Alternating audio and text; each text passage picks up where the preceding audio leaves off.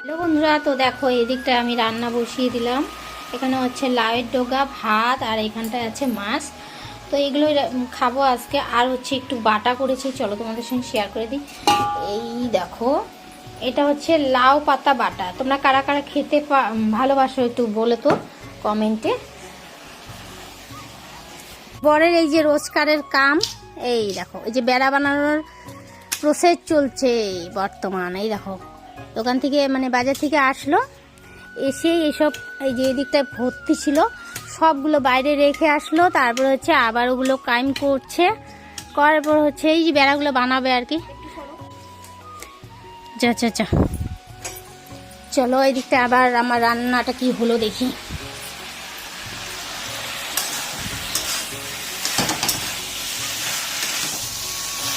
অসুবিধা হয় এক হাতে ভিডিও করা, এক হাতে ইসে করা, না খুব অসুবিধা হয়। যাই হোক, আমার মা পাগল হয়েছে, দেখতেই পাচ্ছেন। নিজের দোষে নিজে ভাতটাকে গলিয়ে ফেলে এখন বলছে তিন বেটির দোষ। এগুলা হচ্ছে ইন্ডিয়ান মাদার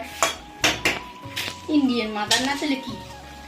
তো বন্ধুরা দেখতেই পাচ্ছেন এখানে কতগুলো বাসন রাখা আছে। আর থেকে এই বাসনগুলো জড়ো করা হয়েছে, তো এগুলো আর কি কলে পারে নেওয়া হয়নি। তারপর মেয়েকে বললাম বাবা এগুলো একটু কলে পারে রেখে আসতে। আর দেখো আমি ভিডিও করছিলাম, ওই যে ওকে একটু বকাবকি করেছি, দেখো কি যখনই ভিডিও করতে নেবেন তো ও এসে ডিস্টার্ব করতে থাকে। তাহলে কি মনে হয় একটু বলেন। ওকে কিছুই বলা যাবে না, এই দেখবে কি করবে। এই দেখো এই দিকটা আমি আবার মাছ ভাজা বসিয়ে দিয়েছি। আর হচ্ছে সকালবেলা খাওয়া দাওয়া কিন্তু এখন আমাদের হয়। আমার বর কিন্তু একটু রাগারাগি করছিল, কারণ হচ্ছে অনেকটা বেলা হয়ে গেছে, এখনো খাওয়া দাওয়া হয়নি আমাদের। কিন্তু আমি বরের জন্যই ভাজাভাজি করছি, একটু কড়া করেই ভেজে নেব। ভাত খাওয়ার সিস্টেম কিন্তু অনেকটাই আলাদা। কি আলাদা জানতে চাও? আজকে তোমাদেরকে আমি বলেই দিই। জানো তো, আমার মেয়েরা যদি ওর বাবার সঙ্গে ভাত না খায়, একই থালে বসে খেতে হয়, তো হচ্ছে ওদের কিন্তু পেট ভরে না না খেলে। একই রকমই আমার বরেরও পেট ভরে না ওদের সঙ্গে না খেলে। একই থালায় একদম ভাত বেড়ে দিয়েছি ওদেরকে।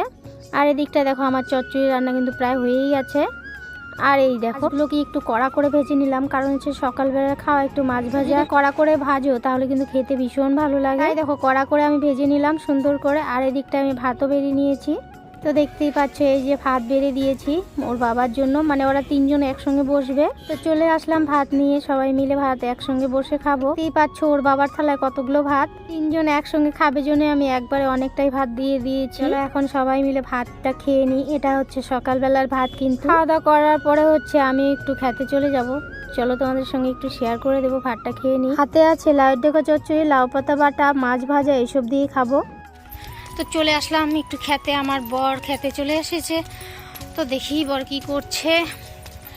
তোমাদেরকে আজকে অনেকগুলো ক্ষেত শেয়ার করে দিব, আমাদের কি কি লাগিয়েছে আর কি আবাদ করে। আমাদের তো সবজিটা করা হয়, তো সেটা তোমাদের সঙ্গে একটু একটু করে শেয়ার করব। চলো, বরকে খুঁজতে খুঁজতে চলে আসলাম আমাদের খেতে।